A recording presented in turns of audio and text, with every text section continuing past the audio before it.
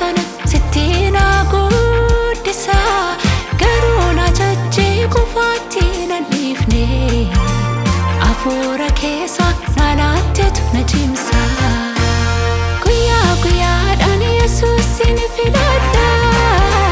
fannoo koo ni baataadha namummaa durii of keessatti ajjeesa fannoo irratti rarraasa guyyaa guyyaadhaan Yesuusin filadha fannoo koo ni baataadha namummaa durii of keessatti ajjeesa fannoo irratti rarraasa.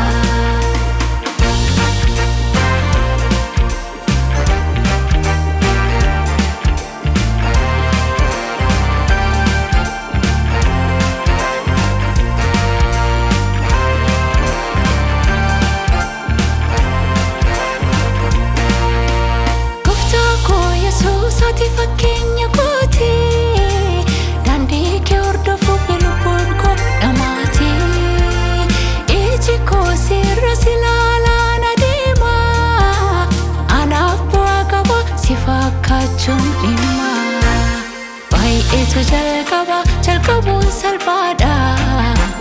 harka koo na qabe xumuruun barbaada hammumaa dhumaatti akka nama naamu Sataatetti qabame jiraatu baay'eetu jalqabuun salphaadha harka koo na qabe xumuruun barbaada hammumaa dhumaatti akka nama naamu hundee sataatetti qabame jiraatu ofii kee gooftaa anaa wajjin jirta salphaa miti garuu na gargaarta ati akka fedha abbaa kee raawwatte fedha kee buluuf lubbuun koo kutaatte ofii kee gooftaa anaa wajjin jirta salphaa miti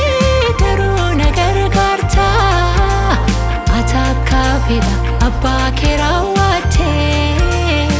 fedha kee buluuf lubbuun koo kutaatte.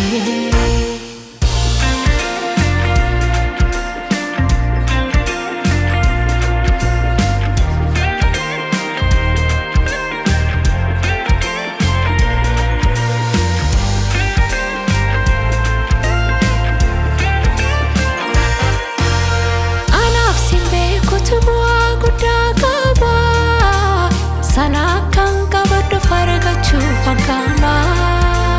gooftaa sagalee kee beekuutuuf guddisa dhimmoon nama waaqayyo ta'uuf shaakalsiisa yeroo yeroodhaan hafuuraan na guuti garaa si beekutti gooftaa ol na buuti na dura deemi asii faanaan bu'a duukaa buutu dhugaa barattu keessa yeroo yeroodhaan hafuuraan na guuti garaa si beekutti gooftaa ol na buuti na dura deemi asii faanaan bu'a duukaa buutu dhugaa barattu keessa ofii kee gooftaa anaa wajjin jirta salphaa miti garuu na gargaarta ati akka fedha abbaa kee raawwatte fedha kee buluuf lubbuun koo kutaatte ofii kee gooftaa anaa wajjin jirta salphaa miti garuu na gargaarta ati akka fedha abbaa kee raawwatte fedha kee buluuf lubbuun koo kutaatte.